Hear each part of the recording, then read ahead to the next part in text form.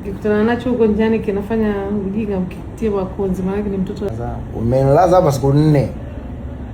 Alafu pata kimchumba. Alafu pata kimchumba. Yaani kikuendesha mimi uniteje wewe. Not fair. Release. Naambia nafurahi sana kwa mapokezi ya Kabebi, tumefurahi, baraka kubwa sana. Watu wote waliokuja kumpokea, kumletea zawadi, na Watanzania wote, maanti na maanko wa mitandaoni na familia kwa ujumla, nashukuru sana. Tumefarijika sana. Yeah.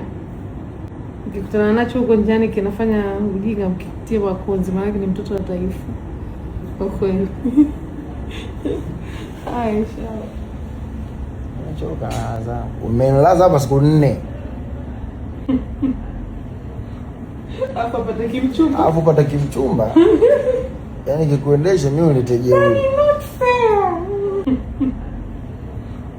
Alafu pata kimchumba. Alafu pata kimchumba. Yaani kikuendesha mimi uniteje wewe. Not fair. But I love him.